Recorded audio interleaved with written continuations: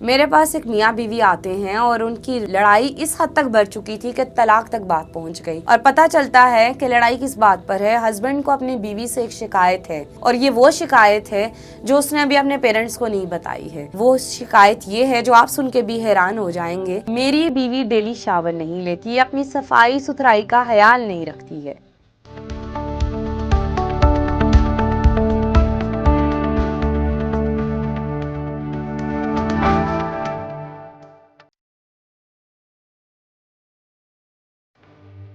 अस्सलाम वालेकुम, मेरा नाम है डॉक्टर तायरा मालिक और मैं एक क्लिनिकल साइकोलॉजिस्ट और रिलेशनशिप काउंसलर हूँ।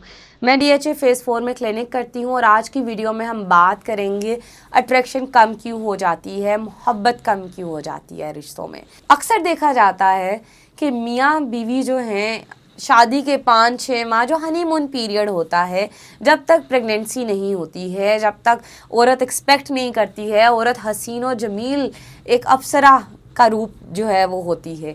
लेकिन जैसे ही प्रेगनेंसी होती है, जैसे ही घर की जिम्मेदारियां आती हैं, औरत जो है वो अपना आप जो है वो छोड़ने लगती है, अपनी केयर करना छोड़ देती है। और यही चीज़ देखी जाती है कि मर्द हजरात भी जहाँ पे पहले जिम जाते हैं, वेट लिफ्टिंग करते हैं, खूबसूरत होते हैं, शादी के बाद आहिस्ता आहिस्ता उनकी सोशल लाइफ भी ख़त्म होती है, उनकी जो है बाहर फिटनेस की लाइफ भी ख़त्म होने लगती है। उसके पीछे मल्टीपल रीजंस है जिस पे हम अभी थोड़ी आगे जाके बात करेंगे कि वो क्यों हो जाता है। लेकिन प्रॉब्लम ये है कि मर्द भी अपनी केयर करना छोड़ देते हैं। मर्द भी जो है वो पेट निकल आता है, कोई गंजा हो रहा है, कोई डल स्किन हो रही है, कोई मैटर ही नहीं कर रही है आप लोगों की खूबसूरती एक दूसरे के लिए। शुरू में तो ये लगता है कि हम दोनों जैसे हैं, एक दूसरे को प्यार करते हैं, लेकिन इसके आफ्टर इफेक्ट्स जो हैं वो आपको कुछ अरसे बाद नजर आते हैं। जैसे जब आपने अपने आप को शेप से डी शेप कर दिया, आप अपनी शेप खत्म कर चुके हैं, आप अपनी पर्सनालिटी को जो है वो खो चुके हैं, और जब बाहर आपको कोई मिल जाता है जो आपको मोटिवेट करता है तो आपकी सारी तवज्जो उसकी तरफ हो जाती है। अब होता क्या है, हम एक दूसरे को फॉर ग्रांटेड लेते हैं। हम एक दूसरे को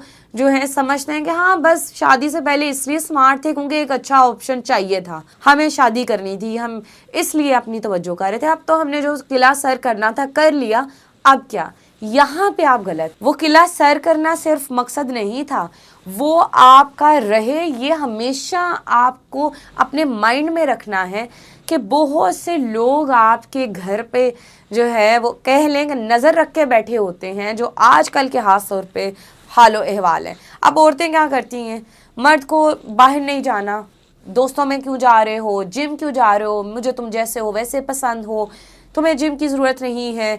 अब औरतें इसमें थोड़ा सा डिफेंस मैकेनिज्म यूज़ कर रही होती हैं कि कहीं अगर मैंने इसको जिम का कह दिया तो ये मुझे जिम का कहेगा, और चूंकि मेरे ऊपर घर की जिम्मेदारी है, मुझे नहीं करना है काम, कोई बाहर जाके अपनी केयर नहीं करनी है, इस वजह से औरत जो है वो मर्द को बाहर नहीं जाने दे रही होती। अब औरत का क्या है, मर्द ने जब घर आना है तो उसने पूरे दिन की जो है वो अपनी थकावट, अपनी थकन अपने मुंह पे और अपने हुलिये पे जाहिर करनी है, ताकि ये पता चल जाए कि मैं काम कितना कर रही थी। मेरे साथ आज सास ने ये कर दिया, नंद ने ये कर दिया, ये हो गया, वो हो गया। आप ये भूल ही गई हैं कि आपको खूबसूरत दिखना है, आपको तैयार होना है, आपको अच्छा दिखना है। आपके पास से लहसुन अदरक की जब स्मेल आएगी तो आपका पार्टनर आपके पास कैसे आएगा? और ये सेम रूल मर्द पे भी जाता है। जब आपका पेट निकल आया है, आपके पास से पसीने की बू आ रही है, आप पूरा दिन काम करके फ्रस्ट्रेशन लेकर आ रहे हैं घर में, तो आपका पार्टनर आपकी तरफ क्यों आएगा? आप दोनों को एक दूसरे के लिए तैयार भी होना है, सजना भी है और संवरना भी है। एक दूसरे को कम्प्लीमेंट करना क्यों भूल जाते हैं? जैसे ही बच्चा आता है आप लोगों की जो है प्रायोरिटीज़ बदल जाती हैं, आपकी ज़िंदगी का महवर बच्चा बन जाता है, और फिर at the end of the day जब आपका बच्चा बड़ा होता है तो आप ऑब्सेस्ड हो चुके होते हैं बच्चे के साथ, और उस वजह से आप उसकी शादीशुदा ज़िंदगी भी तबाह कर रहे हो। तो ये एक चेन है, ये जनरेशनल ट्रॉमाज हैं जो चलते चलते जा रहे हैं, जिसको हमें स्टॉप करना है। एक दूसरे को कम्प्लीमेंट करें, अपनी ज़िंदगी, अपनी ख्वाहिशात एक दूसरे से पूरी करें, ना कि बच्चे को महवर बना के एक दूसरे को इग्नोर करें। अब बात आती है उस मियाँ बीवी की जिसको अपनी बीवी से ये कंप्लेन थी कि ये शावर क्यों नहीं लेती है। जब मैंने उस बीवी से पूछा कि आप शावर क्यों नहीं लेती हैं, ये कोई इतना बड़ा काम नहीं है, तो उसका ये कहना था कि मैं इसको कहती हूँ मुझे मेड रख के दे, और मेड रख के दोगे तो मेरे पास काम की लिस्ट कम होगी और फिर मैं अपने पे तवज्जो भी दूंगी। ये मेड नहीं रख के देता और मैं इसलिए मेड बन के घूम। उससे क्या हो रहा है, आप मेड बन के घूम तो रही हैं लेकिन आप अपने हस्बैंड की तवज्जो का मरकज नहीं बन रही। यहाँ पे पॉइंट आता है कि आपको इस रिश्ते से चाहिए क्या। क्या अपनी सिंपैथी लेने के का रास्ता सिर्फ यही है कि हम अपने हस्बैंड को दिखाएं कि हमने कितना काम किया है।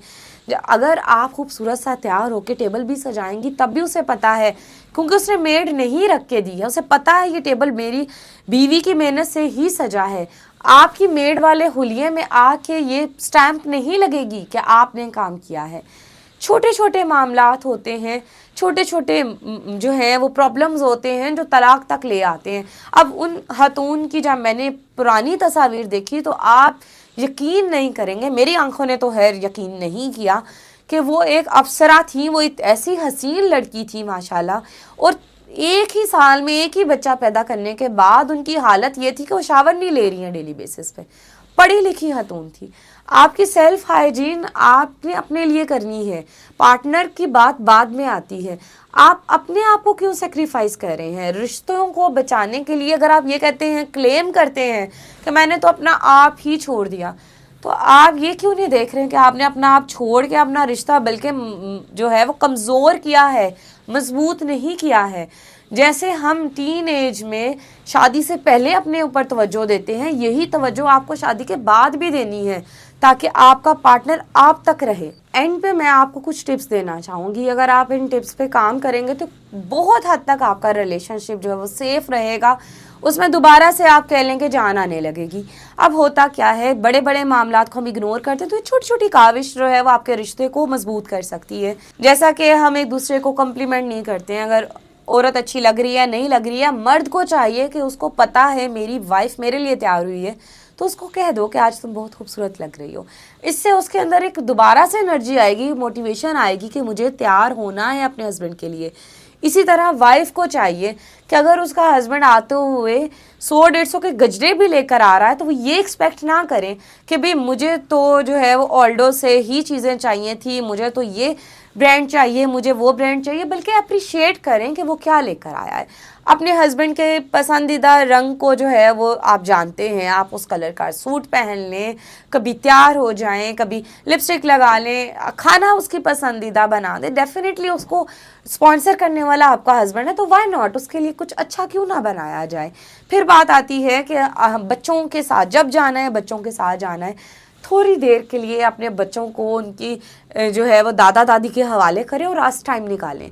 मियाँ बीवी अलग से जो है वो बाहर जाएं, आप आइसक्रीम खाने चले जाएं। ज़रूरी नहीं कि आपको एक लग्जरी जो है वो डिनर चाहिए है, आप आइसक्रीम खाने चले जाएं। आप अपने आप को एक दूसरे को प्रायोरिटी बनाएं, अपने आप को जो है वो एक दूसरे के साथ इंडल्ज करने की कोशिश किया करें। उसका मतलब हरगिज़ ये नहीं है कि आप अपने हस्बैंड को इस बात पे रोकेंगे नहीं बाहर क्यों जा रहे हो, दोस्तों के पास क्यों जा रहे हो, जहाँ जा रहे हो मुझे बता के जाओ। और यही चीज़ मर्द भी करता है। इन चीज़ों को अवॉइड करें, थोड़ा सा अपने आप को मी टाइम भी देना सीखें और अस टाइम भी देना सीखें।